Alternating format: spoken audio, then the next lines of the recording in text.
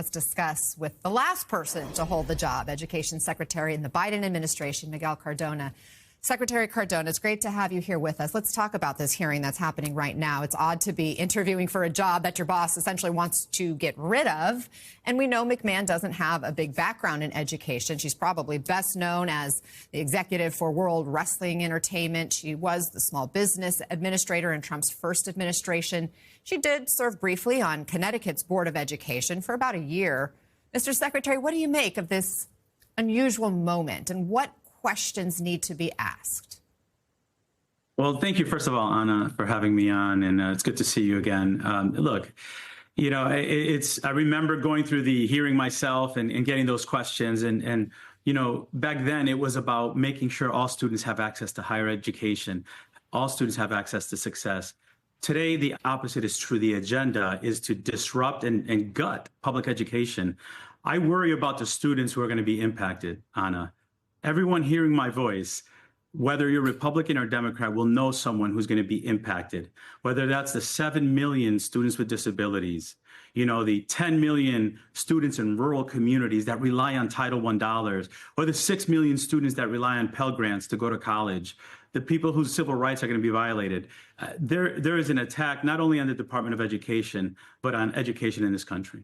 Let's talk about what we know of that's happening inside your old building. CNBC reports that Elon Musk's Doge team has taken over some of the department's highest officials' offices. In fact, they describe it as what's happening in there: rearranging furniture, setting up white noise machines to muffle their voices.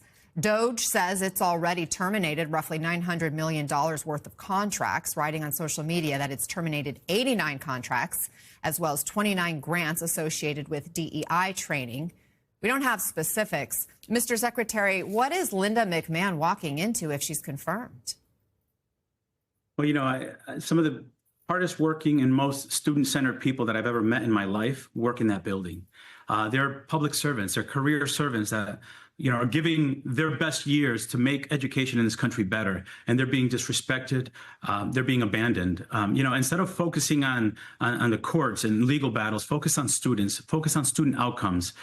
It is really sad to see what's happening in there. And, you know, when we talk about those cuts, what we're talking about is programming for students or following research that we know improves outcomes for students.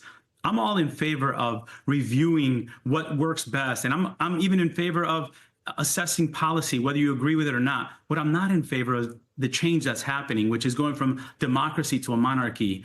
And we're seeing examples of that in every agency, and it's really troubling. And I think the American people, regardless of party, should be worried about what's happening. I mean, help us understand the cuts that have already been made. The details are murky, but the New York Times is reporting that $900 million of the cuts hit the department's research arm, the Institute of Education Sciences. What do Americans need to know about the work being done there and the potential impact if it goes away?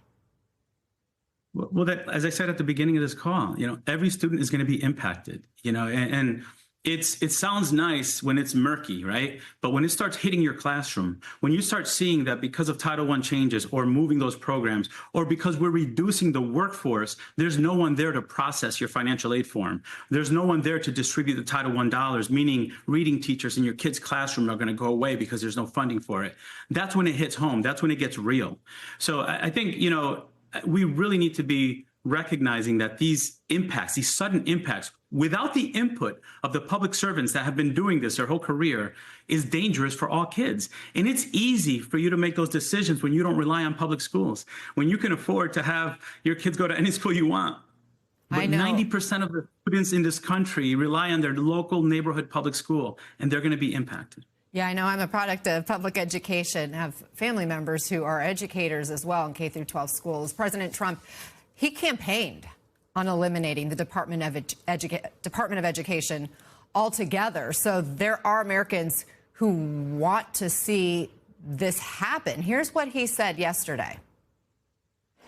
I'd like it to be closed immediately. Look, the Department of Education's a big con job. He claims the Department of Education is failing students and parents. He points toward recent reports showing dips in reading and math scores. What do you say to parents who feel that the education system isn't serving their kids and they want to see it rebuilt from scratch? Yeah.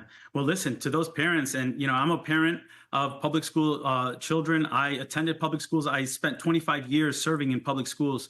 There is room for growth. And if you look at the work that we did, we saw some of the greatest gains in underperforming students in a 1-year span since 2009. We've seen improvements in chronic absenteeism. There are examples across the country of what works when you support public education. We need to do what works and improve what doesn't work.